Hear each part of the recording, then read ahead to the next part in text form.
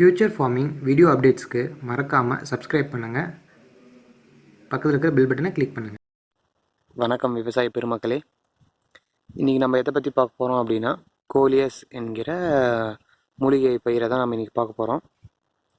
இந்த மூலிகை பயிர் பார்த்திங்கன்னா 6 மாதம் வளர்ச்சி கொண்டது. 6 மாதத்தில் நம்ம இதை கம்ப்ளீட்டாக நம்ம அறுவடை பண்ணிடலாம். இது நம்ம எப்படி பயிர் பண்ணுறது அப்படின்னு பார்த்திங்கன்னா வேறு ஒன்றும் இல்லைங்க. இந்த செடியில் இருக்குது பாருங்க, இந்த செடியில் நல்லா ஒரு வயலட் கலரில் இந்த மாதிரி கலரில் இருக்கிற செடியை தான் நம்ம கிள்ளி நடவு பண்ணுறோம். இதுக்கு நமக்கு நடவு பண்ணுற மாதங்களை பார்த்திங்கன்னா புரட்டாசி, கார்த்திகை, இந்த 2 மாதம் ஒரு நல்ல பருவம்னு சொல்லலாம்.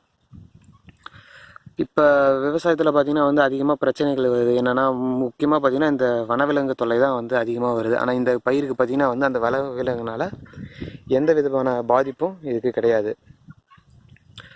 ஸோ இதில் இது மெயினாக எந்த ப்ராடக்ட் அவங்க எடுத்துக்கிறாங்க அப்படின்னு பார்த்திங்கன்னா கிழங்கு தான். கிழங்குல தான் அந்த மருத்துவ குணம் இருக்குது அப்படின்னு சொல்லி ஆராய்ச்சியாளர்கள்லாம் சொல்கிறாங்க. ஸோ இப்போ நாங்கள் இது பார்த்திங்கன்னா ஒரு 7லேருந்து 10 வருடமாக நாங்கள் இந்த பயிரை நாங்கள் பயிர் பண்ணிட்டு வரோம். இப்போ நாங்கள் தண்ணி கொஞ்சம் பற்றாக்குறையாக இருக்கிறதுனால 1 ஏக்கர் மட்டும்தான் பயிர் பண்ணிகிட்ருக்கோம். இது ட்ரிப்பில் தான் பண்ணியிருக்கோம். இந்த மாதிரி பார் வரிசை வச்சு 2 பக்கமும் செடி வச்சு பண்ணிகிட்ருக்கோம். ஸோ ஒரு செடிக்கு பார்த்திங்கன்னா மேக்ஸிமம் 1/2 அடி, ஒரு செடிக்கும் 1/2 அடி வச்சு பண்ணலாம். இல்லை 3/4 அடி வச்சு பண்ணிங்கன்னா இன்னும் கொஞ்சம் நல்லாயிருக்கும். 6 மாதம், அதாவது இப்போ செடியோட வளர்ச்சி பார்த்திங்கன்னா முதல் 3 மாதம் வேர் நல்லா நம்ம வளர்த்துடணும். வேர் நல்லா வளர விட்டோம்னா அடுத்த 3 மாதத்தில் அந்த வேரானது கிழங்க நல்லா பெருத்து வளருங்க. ஓகேங்களா? இப்போ எங்களுக்கு இந்த வனவிலங்கு தொல்லைனால இப்போ மேக்ஸிமம் எதுவுமே பண்ணுறதுக்கான வாய்ப்புகள் இல்லை. இப்போ இதுதான் இப்போ எங்களுக்கு ஒரு நல்ல வரப்பிரசாதமாக அமைஞ்சிருக்குங்க.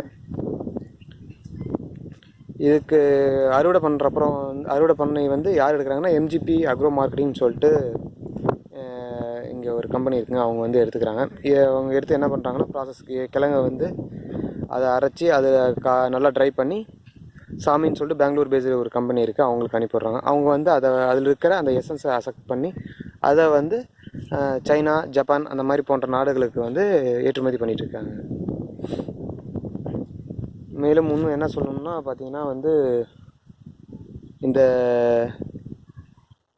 செடியில் இந்த எப்படி சொல்கிறது, இந்த செடிக்கு பொறுத்தவரையும் அதிகமான 2 விதமான நோய்கள் மட்டும்தான் தாக்குங்க.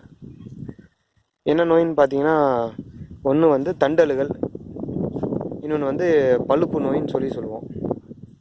இது 2 தான் அதிகமாக தாக்கும். 3வது பார்த்திங்கன்னா வேரல்கள், அதாவது தண்ணி ரொம்ப அதிகமாக தேங்கிட்டே இருக்குது, அந்த மாதிரி சமயத்தில் தான் அது தாங்கும். அதாவது தண்டல்கள் வந்தாவே வேரல்களும் வர ஆரம்பிச்சிடும்.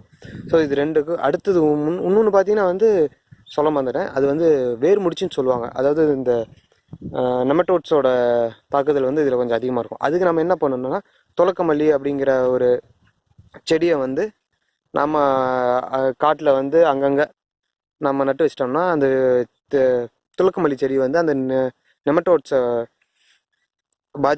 கொண்டு வர கிருமிகளை அதை தடுத்துரும். அடுத்து வேரலுகள் அதிகமாக தண்ணியை விடுறதுனால அது வரும். கரெக்டாக அளவாக தண்ணி விடும்போது வேரலுகளும் வராது. பழுப்பு மட்டும் வரும். பழுப்புக்கு நம்ம என்ன பண்ணோம்னா, ரெடமில் கோல்டோ இல்லை வேறு ஏதாவது M45 அந்த மாதிரியான கெமிக்கல் இதை நம்ம அடித்து நம்ம சரி பண்ணிக்கலாங்க. நன்றி. இந்த வீடியோ உங்களுக்கு பிடிச்சிருந்தா லைக் பண்ணுங்கள், சப்ஸ்கிரைப் பண்ணுங்கள், கமெண்ட் பண்ணுங்கள், உங்கள் ஃப்ரெண்ட்ஸுங்களுக்கு ஷேர் பண்ணுங்கள்.